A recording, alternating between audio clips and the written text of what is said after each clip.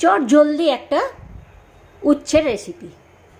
বেশি কথা না বলে আজকে আমি রেসিপিটা খুবই তাড়াতাড়ি শুরু করে দেবো, কেননা আজকে আমার রান্না করতে ইচ্ছে করছে। কড়াই গরম করে তার মধ্যে সর্ষের তেল নিয়ে নিলাম, আর উচ্ছেগুলোকে আমি এইভাবে ছোট ছোট টুকরো করে কুটে নিয়েছি।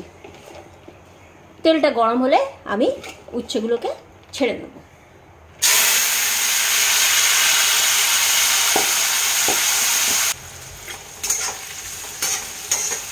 উচ্ছেগুলো সামান্য একটু নাড়াচাড়া করে, মানে এখনো উচ্ছে ভাজা হয়নি, তার মধ্যে ছেড়ে দেবো ওইভাবেই ছোট ছোট করে কুটে রাখা আলু। এইবার আমি আলু আর উচ্ছেটা একসাথে ভাজবো।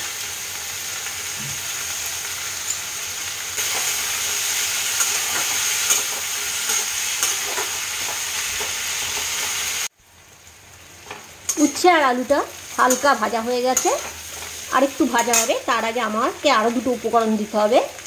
4টে কাঁচা লঙ্কা দিলাম আর 2 চামচে পোস্ত দিলাম। ব্যাস আমার শেষ উপকরণ দেওয়া। এবার খালি ভাজার পালা।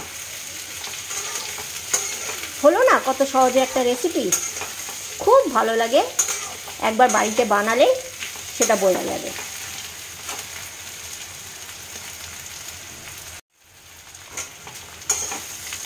আমি কিন্তু এখনো লবণ ব্যবহার করিনি, আর একটু ভাজা হয়ে যাক তারপর লবণটা দেবো, কেন লবণ দিলে জল ছাড়লে কিন্তু পোস্তটা ভাজা হবে না।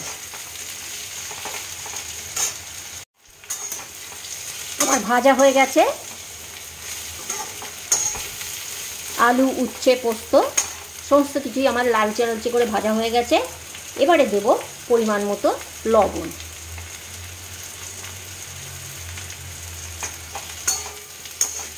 ব্যাস নামিয়ে নেব,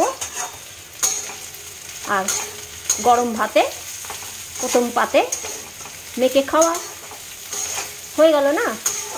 সহজ একটা উচ্ছে ভাজা রেসিপি। ভালো থেকো, সুস্থ থেকো, সঙ্গে থাকার জন্য অসংখ্য ধন্যবাদ।